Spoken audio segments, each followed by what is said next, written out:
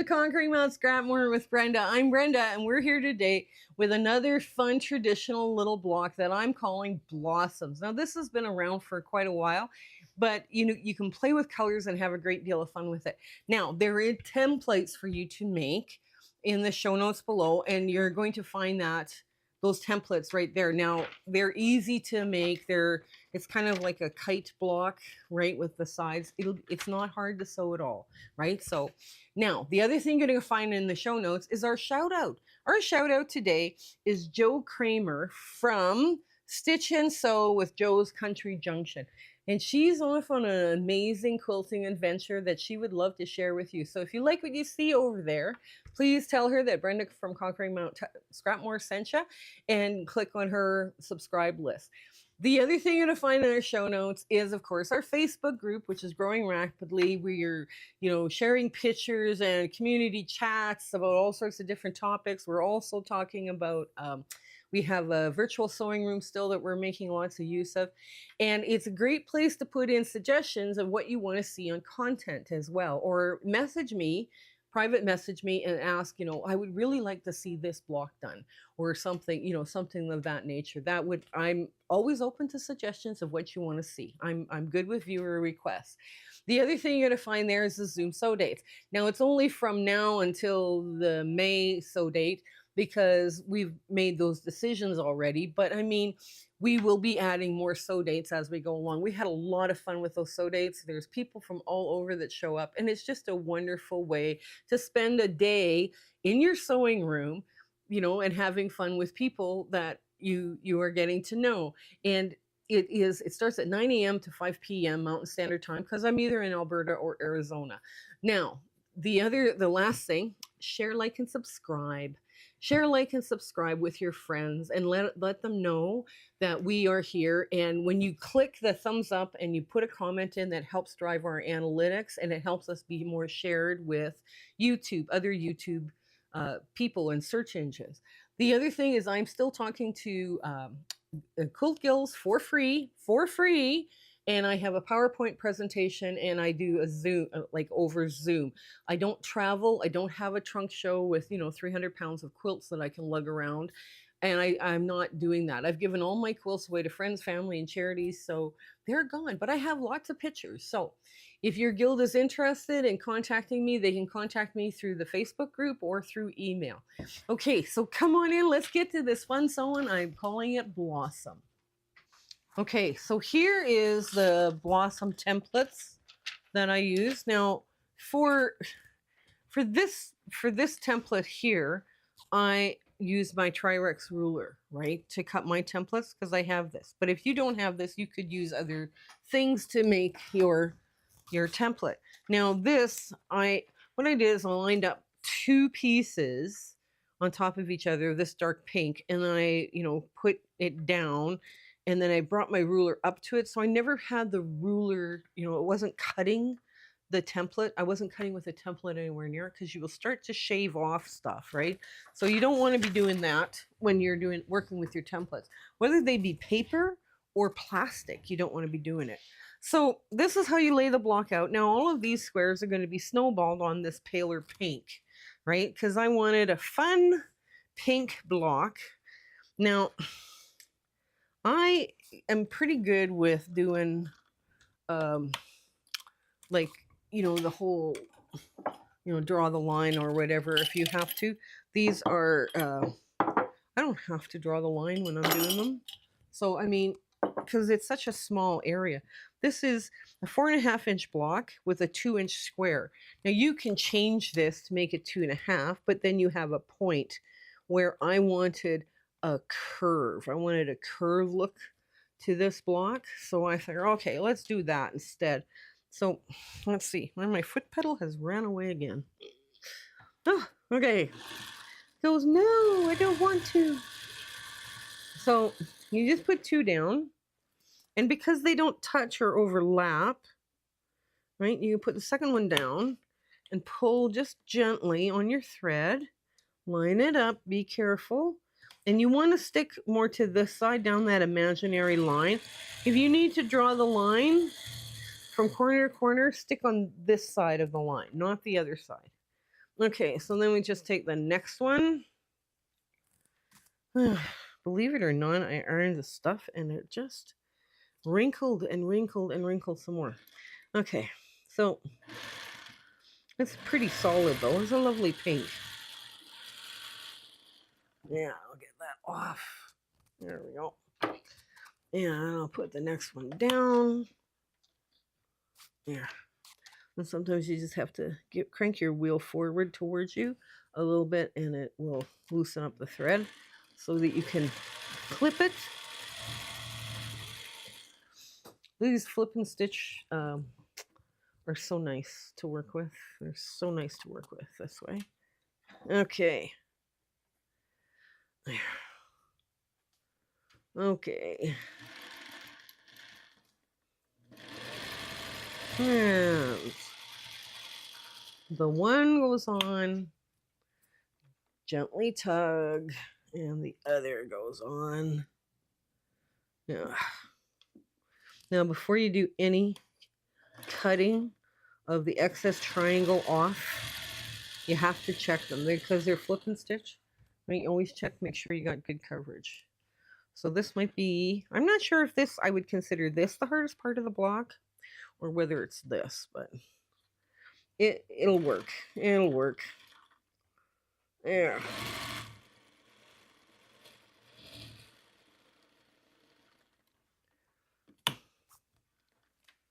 Okay, there. Well, you want to make sure you're sewing it right side. Sewing it backwards would not be good. Okay. All right. So there's the hard part. That's it. That's the hard part of the block. So let's just take this old foot off. This is the original foot, by the way. So this is a 1/8 side, the little toe, and this is the 1/4 inch side. So if you wanted to line your 1/4 inch up that way on this side, on this foot, but that's only, I think it's on a 3 1/8, and I'm not sure if it's on the featherweight, but it's, you know, an interesting way of looking at your fabric, right? Because okay, let's just get a, I don't want green, I want something bright, I want something different. Okay. There. And okay. We just run another leader ender. This is a leader ender. This one's going on my pile of leader enders. And once the pile gets too big, it goes away. So, all right. We're just going to trim all this stuff apart. And now we're going to, okay, have I got coverage? If I got coverage on both, yes I do, then we trim off the back. And that little triangle goes into the pet dog or the pet stuffing bag because it's too small. Too small for me to, and I just lay it down in the works. And I make sure I've got that center thread. Oh, okay, yeah, that's good. And that one's good too. Oh, I'm on a roll.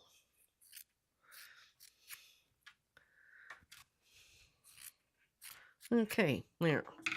We lay those out. Yeah. Okay.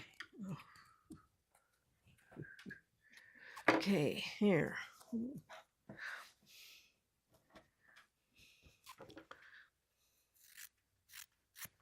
I think this block would be absolutely stunning in pinks and purples, but you know, and it's a quick enough block to do because it's not very complex. Okay, let's get that. Good coverage, yes. Okay.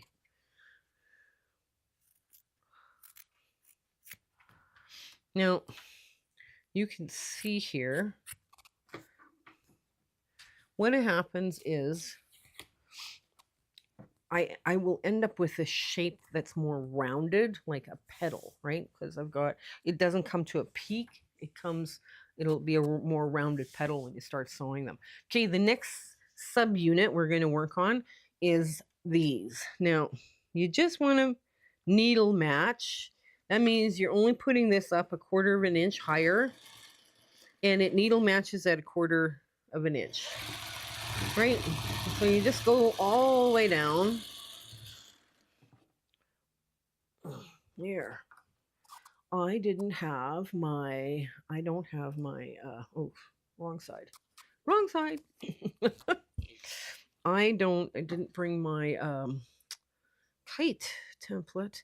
You can get rulers that will do that for you, you know. So if you don't feel comfortable with a template, you can get rulers that will create this, and they look fine, you know. So don't panic and go, well, I don't know how to do that, right? So yeah. Okay. The other thing that's not taught is needle match. So where this V's is a 1/4 inch, and you can prove that by where it lines up on your needle, like on your 1/4 inch foot, right? And that's all you have to do to match this. And this is what I'm doing now, is I'm needle matching my first round, my first thing. And I just, like I say, I eyeball from this edge to that edge. Yeah, it's a 1/4 inch. Ooh, here we go. Perfect.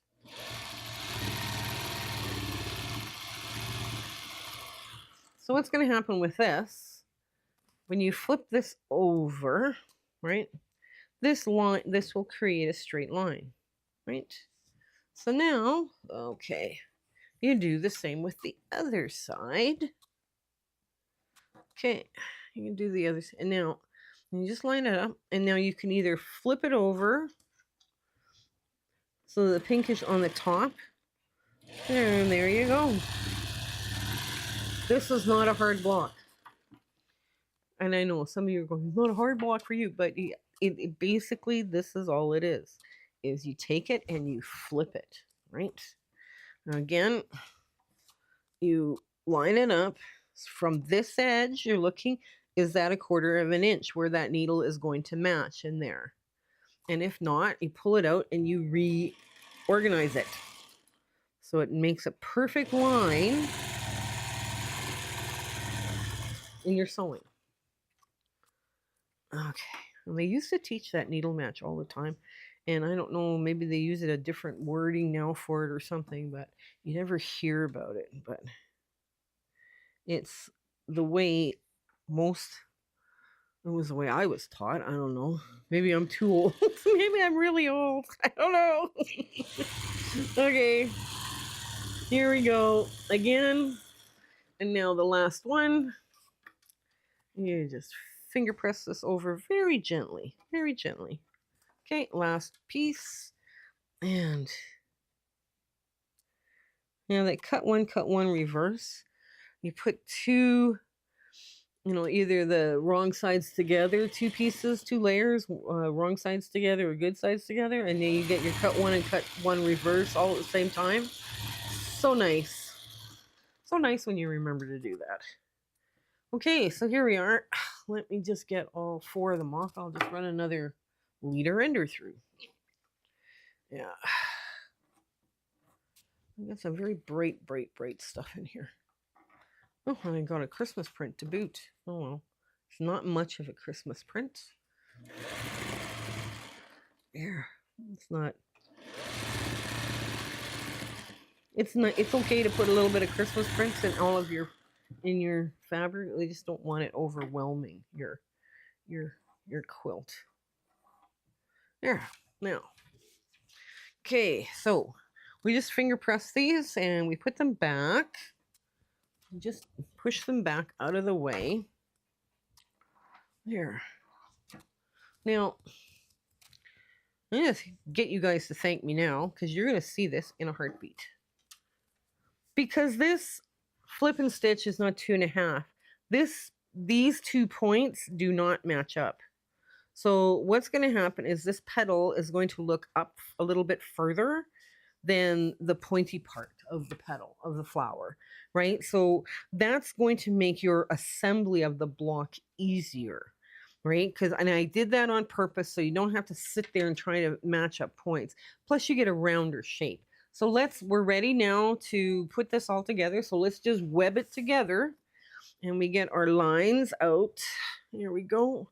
Line it all up and Yeah, it's nice too because none of the seams match up and it's less bulk, right? It's nice. So when there's, not a lot of bulk, you're not fighting bulk. There. And it's a good scrap buster. Your scraps have to be a little bit on the bigger side, like 4.5 inch, or bigger. But I mean, that's okay. That's okay.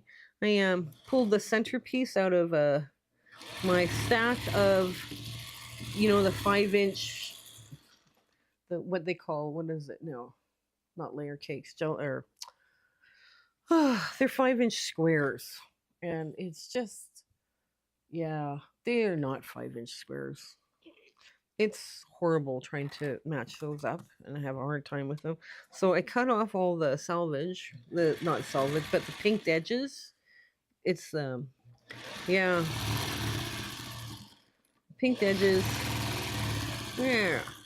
Okay. So now let's get the next row on. Oops. There. Let's lay it all out and make sure I sewed it all right. Yes, I did, because this one's very simple not to make any mistakes. So we got it all laying out right. So let's get the next row on, the last row.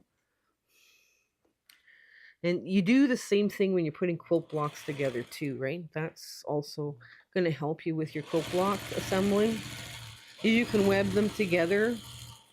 Just every once in a while, stop, look at it, and make sure that they're all in the right going the right way that you needed them to go.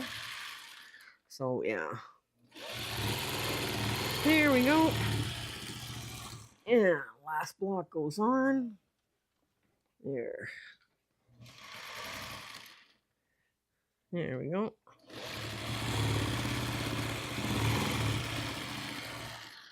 Now run another leader ender. We're having fun with these leader enders, I can tell you that. Here, get this crazy one out. Here, okay.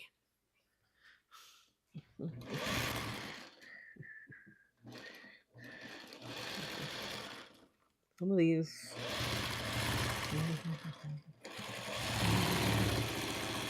There, now. Okay, now we're going the other direction. And we just want to take a peek. Yes, it's looking right.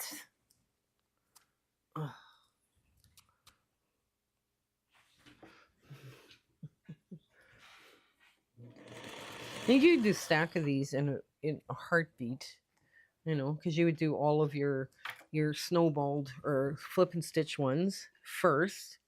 You could get those all done first, and then you could do your little pointy corner squares next, and then you would just have a whole bunch that you could assemble, right? Which would be kind of cool. Very quick, very fast block.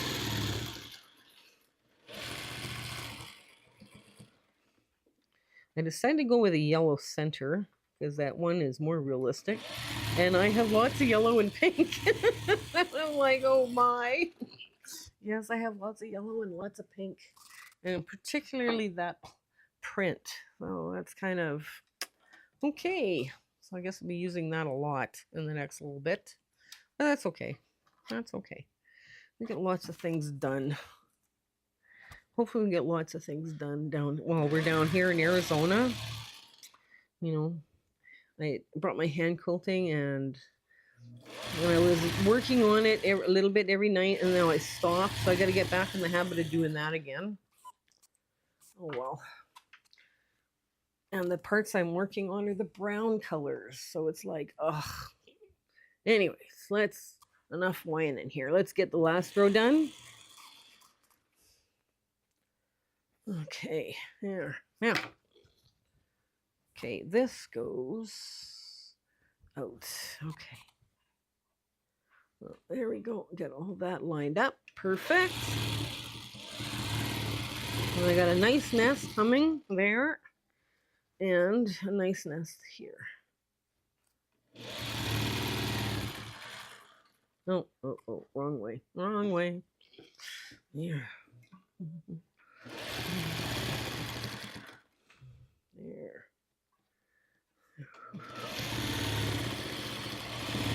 Yeah. another leader ender because they add up really quickly. If you do a few blocks, you just all of a sudden they're poof. There's so many. Okay.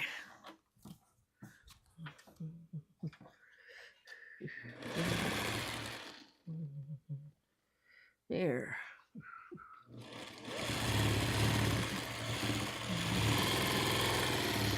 Okay, now, so here's the back of the block. Then you can see this part went in, and I'm just going to leave it like that. And I'm not sure whether I want to go in or out, so I will push out. I will push out, yeah. Pushing out probably will make it lay flatter because there's not as much resistance that way. So, and you can check too to see if stuff is flipped the wrong way or whatever. Like this one has flipped, but it doesn't really, it's not going to match up with the next one. If you put sashing in, it's not going to worry. So let's get to our big ta-da moment.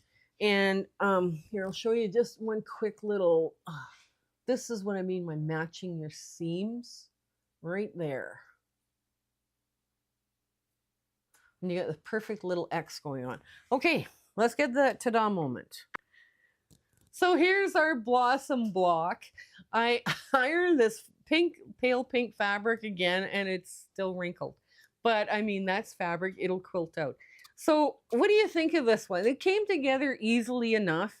Now, I would put this together with sashing because then you don't have to worry about trying to match up all these points or curves along the edge, right? So, and sometimes people go like, oh, sashing is so much extra work. Not really.